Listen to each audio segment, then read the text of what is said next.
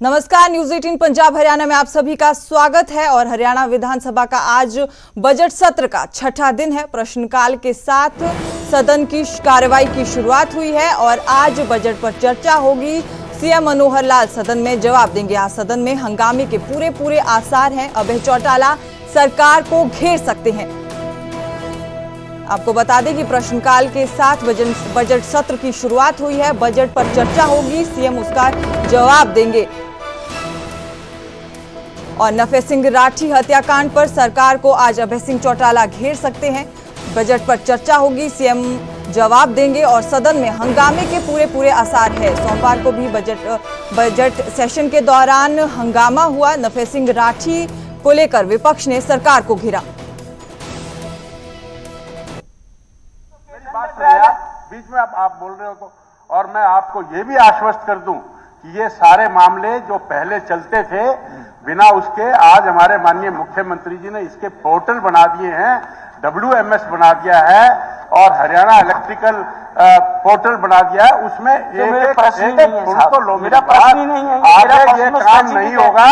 और एक चीज, जेई क्या करेगा, एमई क्या करेगा, कौन सा अफसर क्या करेगा, किसकी रिस्पॉन्सिबिलिटी है, आगे आने वाले समय में इस तरह की चीज नहीं होगी। इसका भी बंदोबस्त कर दिया, आप चिंता नहीं करिए। मंत्री जी, सिर्फ अंतिम एक बात बता दो। अंतिम अध्यक्ष महोदय, जो डायरेक्टर जनरल विजिलेंस ने चिट्ठी लिखी है, मैं आपको भी दे रहा हूं कि उनको परमिशन दी जाए 31 मार्च 2020 के बाद की पेमेंट की। वो परमिशन सरकार कब तक दे देगी? आप दे दो चिट्ठी मेरे को, परमिशन कब तक दे देगी? ये तो फ्लोर और हाउस को आश्वासन दे दो, कब दे तक? देंगे। चलिए, श्री सत्यप्रकाश जी। Question number 67। अध्यक्ष जी, विधायक जी ने जहां पटौदी में ITI की डिमांड करी है, जिला गुड़गांव पटौदी विधानसभा क्षेत्र के गांव मऊ लोकरी में नई औद्योगिक प्रशिक्षण संस्था खोलने के बारे में प्रस्ताव सरकार से विचाराधीन है, जिस पर सभी वर्तमान औद्योगिक प्रशिक्षण संस्थानों के मानचित्रण के मांग के मूल्यांकन उपरांत कार्रवाई की जाएगी। जो क्राइटेरिया रखा है उसके साथ करने के बाद आपकी जो ITI है उसके जैसे इंडस्ट्री है, औद्योगिक क्षेत्र देकर करेंगे। मेरा माननीय स्पीकर साहब, इसमें यह है कि ITI के लिए तो मैं माननीय मुख्यमंत्री जी का धन्यवाद करता हूं। और वहां पर उच्चा माजरा में ऑलरेडी माननीय मुख्यमंत्री जी ने इंटरनेशनल ITI खुलवा रखी है, जो जर्मनी के सहयोग से, मारुति के सहयोग से है। और उसेदपुर पे भी हमारे यहाँ पॉलिटेक्निक एक है मानेसर में, और वहां पर पॉलिटेक्निक की रिक्वायरमेंट ज्यादा है। अगर आप इस पर विचार करें तो मेरा आपसे माननीय मंत्री जी आग्रह है, क्योंकि इसका दो फायदा है। उनको +2 भी साथ हो जाती है और उनको कॉलेज और इंजीनियरिंग में डायरेक्ट एंट्री मिल जाती है पॉलिटेक्निक को।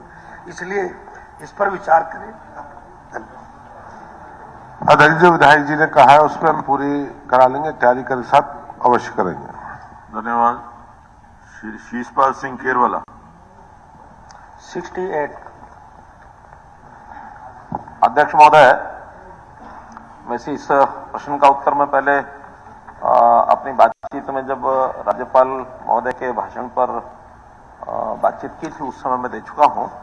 फिर भी इसकी जानकारी मैं दे रहा हूं कि जो रिजर्वेशन है, जो उन्होंने पूछा कि शेड्यूल कास्ट बैकवर्ड क्लासेस की रिक्रूटमेंट का रिजर्वेशन का जो प्रोविजन है, मैं इसमें ये बताना चाहता हूं कि इसमें एनुअल तौर पर जितनी भी भर्ती होती है उसकी पिछली भर्तियों में अगर ये परसेंटेज पूरी होती है 20%, तो उसका हिसाब लगा करके और आगे की भर्ती की जाती है। अगर कोई शॉर्टफॉल होता है तो उसके नेक्स्ट जो भी, पहली बात तो ये भर्ती नहीं है, ये एक प्रकार की डिप्लॉयमेंट है, यानी डिप्लॉयमेंट यानी टेम्परेरी डिप्लॉयमेंट जो 1 साल के लिए की जाती है। और उसके बाद कोई निश्चित अंक नहीं होता कि कितने लोगों को उसमें डिप्लॉय करना है। जैसे आवश्यकता आती रहती है, 2 आती है, 10 आती है, 20 आती है, साथ करते हैं। अगर पिछले में 20% अथवा 27% जो बैकवर्ड क्लास की है और शेड्यूल कास्ट की 20% से कम रहती है तो फिर उसको एडजस्ट करते हैं। अगर उसमें पहले से पर्याप्त है तो फिर नॉर्मल भर्ती हो जाती है, अगली भर्ती में उसको फिर पूरा करते हैं। आज की स्थिति में BCA 16% की आवश्यकता होती है, 15.64% इस समय जो नई भर्ती हुई है वो इसके अंदर उपस्थित है। नई भर्ती में 0.36 इसको पूरा कर दिया जाएगा। ऐसे ही बीसीबी में 11% की आवश्यकता होती है, वहां 11.4 पहले से है। देखा जाए तो दोनों टोटल मिलाकर के 27.04 ये पहले से इसके अंदर इसका प्रावधान किया हुआ है। इसी प्रकार एससी में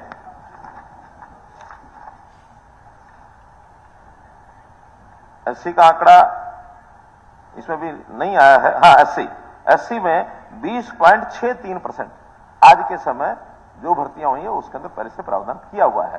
तो इसलिए इसका कोई अलग से प्रोविजन करने की आवश्यकता इसलिए नहीं है कि अगर हम मान लो इसका कोई नोटिफाइड इस प्रकार का कोई प्रोविजन करते हैं तो फिर हर भर्ती में अलग अलग करने के बाद उसकी भर्तियां संभव ही नहीं हो पाती हैं।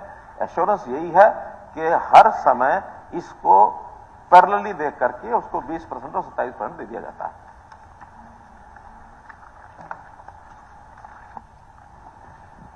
माननीय मुख्यमंत्री जी, आपने जो बात कही कि जो आरक्षण है जितना एससी और बैकवर्ड क्लासेस को मिल रहा है उतनी हमने भर्ती दी है, परंतु जो आपके जवाब में एक लाइन आई है कि राज्य स्तर पर रोजगार की भूमिका में नियुक्ति आरक्षण श्रेणी के उम्मीदवारों की कुल संख्या आरक्षण की अधिकतम सीमा से अधिक नहीं होनी चाहिए।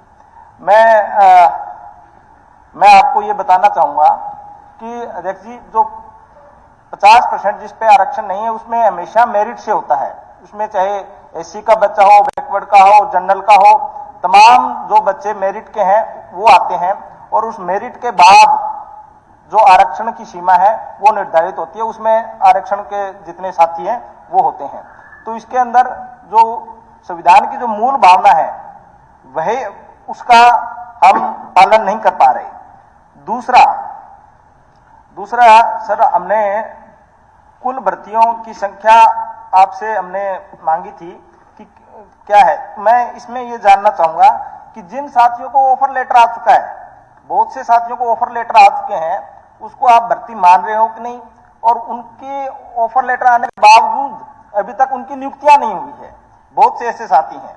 और तीसरा, इसी के अंदर एक सवाल था कि आप एचकेआरएन की तरफ से विदेशों के अंदर भी भर्ती करने जा रहे हो, तो उसके अंदर आपने इजराइल का डेटा कुछ हमें कहा है कि इजराइल में हमने अभी किसी को भेजा नहीं है, परंतु आपने इस प्रकार की एडवर्टाइजमेंट आई है जिसमें इजराइल, दुबई, यूके कई देशों के लिए आपने आवेदन मांगे हैं। तो उसमें भी आपकी जो गाइडलाइंस क्या है, प्रॉपर तरीके से अभी ना नौजवानों को पता है कि उसको आप गवर्नमेंट सेक्टर में भेज रहे हो या प्राइवेट सेक्टर में भेज रहे हो, और उनको तनख्वाह कौन देगा, पे कौन देगा, प्राइवेट सेक्टर देगा, तो फिर आपकी क्या लायबिलिटी है। तो ये इन तीनों बातों पे प्लीज मैं आपसे जवाब चाहता हूं। तो हम आपको दिखा रहे थे हरियाणा विधानसभा की कार्यवाही, जहां पर बजट पर चर्चा हो रही थी और सीएम मनोहर लाल सदन में जवाब दे रहे थे। रुक करेंगे अगली बड़ी खबर का।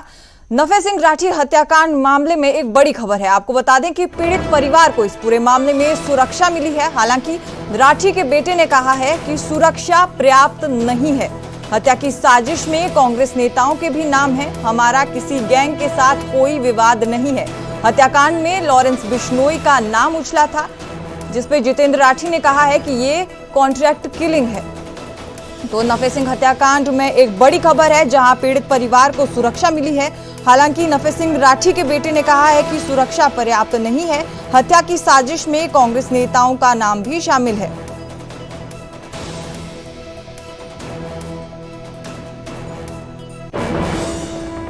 अभी सुरक्षा मुहैया करवाई है, लेकिन अभी भी हमारे पूरे परिवार के लिए सुरक्षा ये पर्याप्त नहीं है।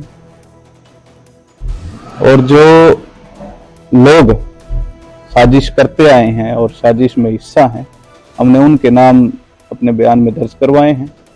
हम चाहेंगे पुलिस जल्द से जल्दी उनको अरेस्ट करे और सारे सच्चाई को जनता के और हमारे सामने लाए, ताकि ये मामला जनता को, लोगों को पता लगे कि भी कौन कौन इस साजिश में शामिल और क्या उनका रोल रहा हो।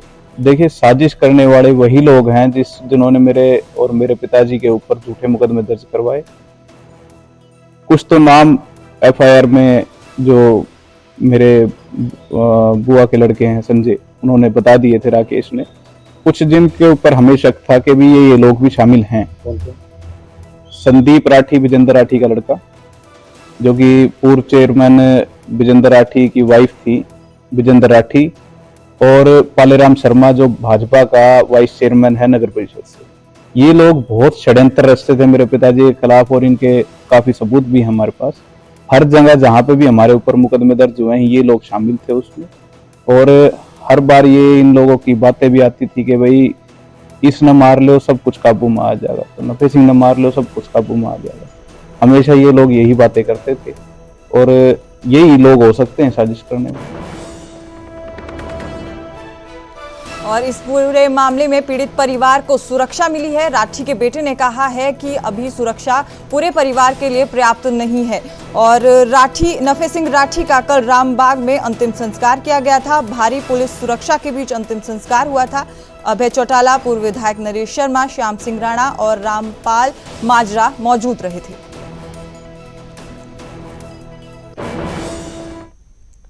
और अब रुख करेंगे अगली खबर का, जहां रील के लिए स्टंटबाजी करना एक युवक को महंगा पड़ गया। पानीपत में ट्रैक्टर से स्टंट करते हुए युवक की मौत हो गई। 22 साल के निशु देशवाल की मौत हुई है। सोशल मीडिया के लिए ये युवक एक रील बना रहा था। एक रील के लिए अपनी जान को जोखिम में डाला गया। ट्रैक्टर को पिछले टायरों पर बैलेंस करने की कोशिश कर रहा था युवक, और अचानक से बैलेंस बिगड़ा और ट्रैक्टर पीछे की ओर पलट गया। स्टीयरिंग और सीट के बीच युवक फंस गया। कड़ी मशक्कत के बाद ट्रैक्टर को सीधा किया गया। ये खबर पानीपत से, जहां एक स्टंटबाजी करना युवक को महंगा पड़ा। सोशल मीडिया के लिए युवक रील बना रहा था। 22 साल का युवक रील बना रहा था। अचानक पीछे की ओर जो ट्रैक्टर था वो पलट गया, जिसके बीच स्टीयरिंग और सीट के बीच ये युवक फंस गया।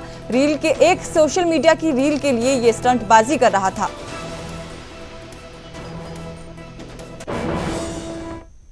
और हरियाणा में फिर एक बार मौसम करवट लेगा। हरियाणा के 4 जिलों में बूंदाबांदी के आसार हैं। 1 और 2 मार्च को बारिश की संभावना है। तेज हवाओं के साथ ओले भी गिरेंगे। तो वेस्टर्न डिस्टर्बेंस के कारण एक बार फिर हरियाणा में आपको जो बूंदाबांदी के आसार है वो दिखेंगे। हरियाणा के 4 जिले में बूंदाबांदी के आसार हैं। 1 और 2 मार्च को बारिश की संभावना है। तेज हवाओं के साथ ओले भी गिरेंगे।